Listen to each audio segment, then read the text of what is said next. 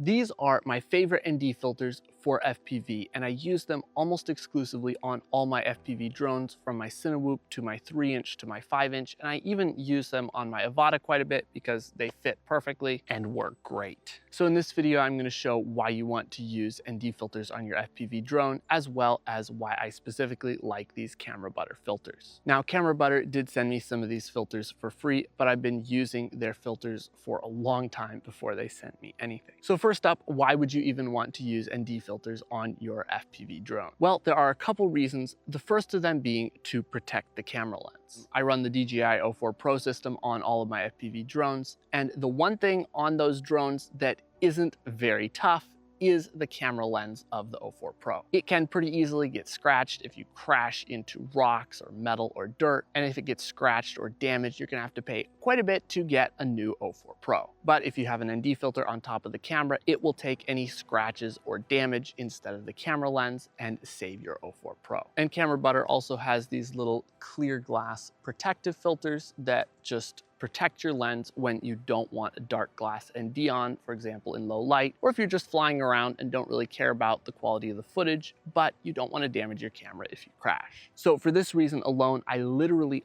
always have either an ND filter or a clear protective filter on my FPV drones and my Avata. And just in the relatively few times that I have left it off, I've regretted it because I've scratched a lens on an Avata and had to get it replaced. By the way, if you want to learn how to get the most cinematic footage with any drone, I put together a completely free 45-minute drone filmmaking training where I share my top 10 secrets to getting cinematic shots with your drone. I cover everything from the best settings, how to compose your shots, how to get smooth dynamic movements, to how to edit your videos, how to color grade them, and a whole bunch more. Again, completely free, link is in the description. Now back to reviewing these ND filters. Now, the second reason you want to use an ND filter on your FPV drone is to get smooth, natural motion blur. To get a correct exposure with your O4 Pro or Avata 2, you're going to need a very high shutter speed, especially in bright light, like when it's sunny, and that will get rid of any motion blur in your shot, making the footage look kind of choppy and have no smooth, buttery motion blur. So what ND filters do is they basically act as sunglasses for your drone. They cut down the amount of light that is coming into the camera, which lets you use a lower shutter speed. I always use a 1/60th of a second shutter speed. If you want to see all my best cinematic settings for the Avata 2 and O4 Pro, go check out my free settings checklist, link down in the description. And that creates nice, creamy, natural motion blur. Here you can see what the footage looks like without an ND filter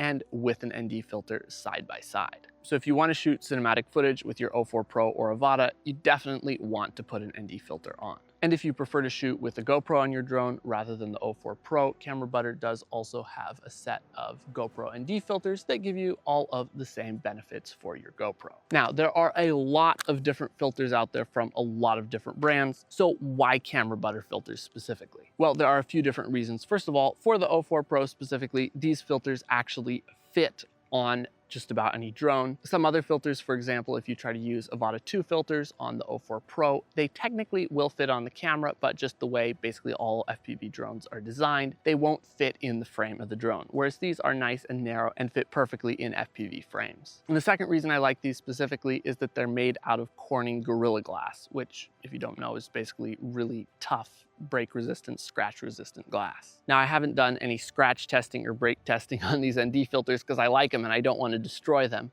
but I haven't had any of them get scratched after a lot of crashes, and none of them have broken. So I would say they are pretty tough. And as far as I know, these are the only ND filters that use Gorilla Glass. And then the third thing is that these fit really, really nice and tight onto the O4 Pro. Now, that does make them a little bit harder to take on and off, but I actually prefer that because ND filters like to fall off when you crash. And even with these, they've fallen off and I've lost them a couple of times, but they fall off a lot less easily than other ND filters, and so I've lost a lot less of them. And then lastly, the optical quality of these filters is great. They have good coatings, good quality glass, all that good stuff, so you're not degrading the image quality by using ND filters. So yeah, these are my favorite ND filters and clear protective filters for FPV.